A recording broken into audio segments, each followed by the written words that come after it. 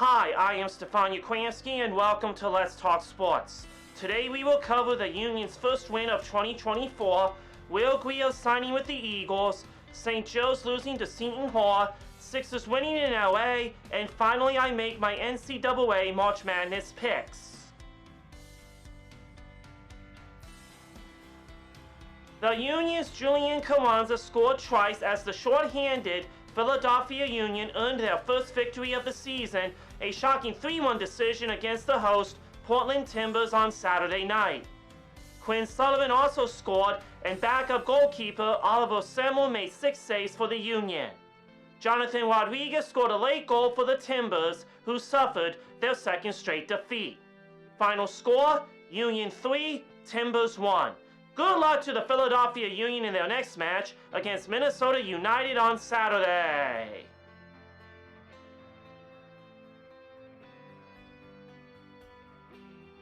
Will Grier is back in the NFC after spending the 2023 campaign touring the AFC.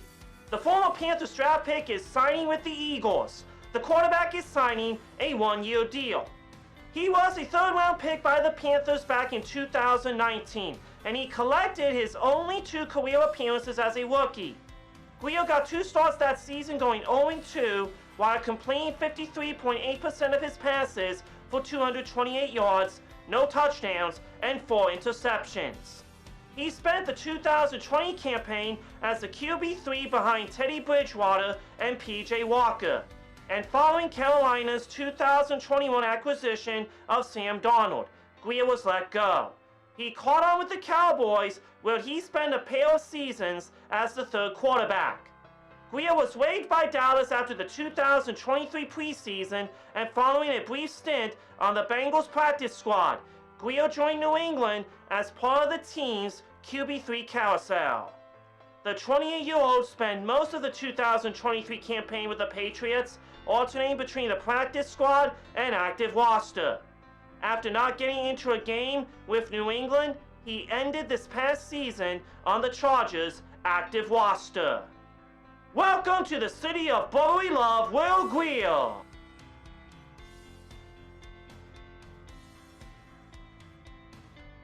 St. Joe's Eric Reynolds II scored a game-high 27 points, but 1-seed Seton Hall outlasted the Hawks in overtime 75-72 in the first round of the 2024 National Invitation Tournament on Wednesday evening at Walsh Gymnasium.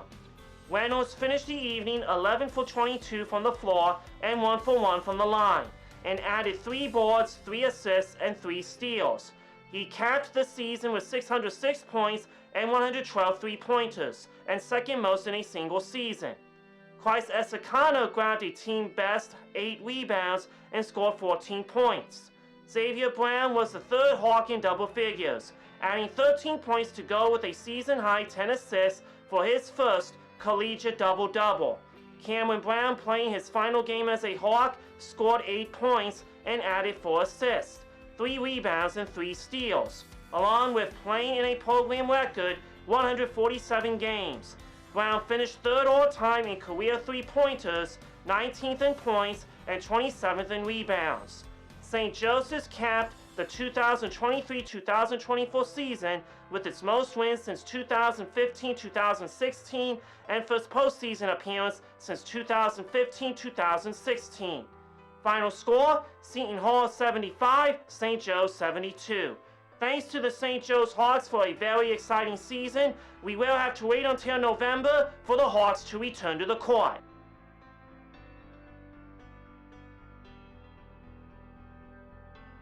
Sixers Tobias Harris scored 24 points, and Tyrese Maxey added 19 of his 24 in the second half of the Philadelphia 76ers 121-107 victory over James Harden and the Los Angeles Clippers on Sunday.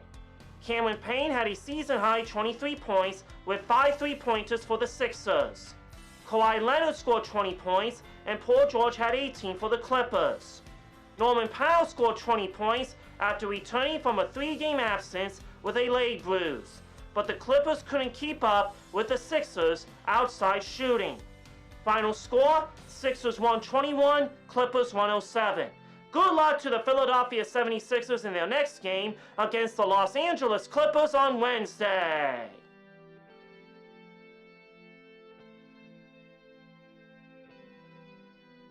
I went 4-2 in my picks, getting the Rams, Buffaloes, Blue Jays, and Volunteers right.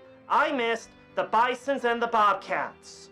The madness continues with the Sweet 16, which teams will be one step closer to the championship in Arizona. Here are my top 6 picks for the Sweet 16.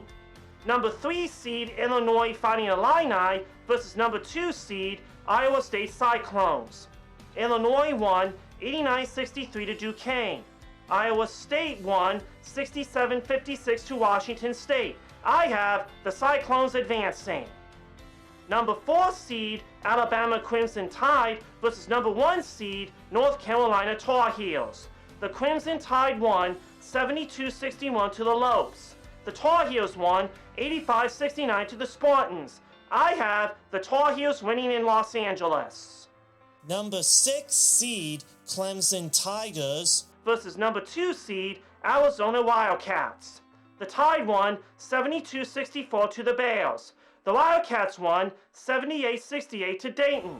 I have the Wildcats winning in California. Number 3 seed Crichton Blue Jays versus number 2 seed Tennessee Volunteers.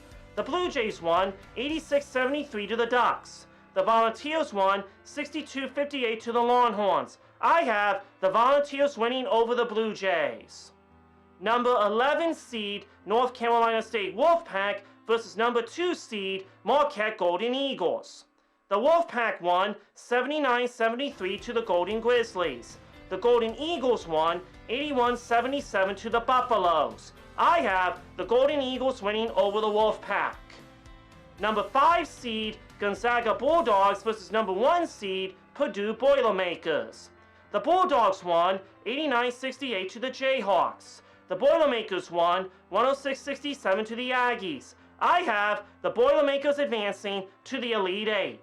Check in next week and see how we all did. Which coach has won the most NCAA tournament games? The answer, Duke's Mike Krzyzewski with 97. That is a wrap. You can check me out on my podcast at Stefan Sports Radio or through the podcast app or this YouTube channel. And you can listen to me on Saturday nights at 6 o'clock on 1360 WNJC and streaming online at www.super1360WNJC.com. Thank you for watching and see you next time on Let's Talk Sports.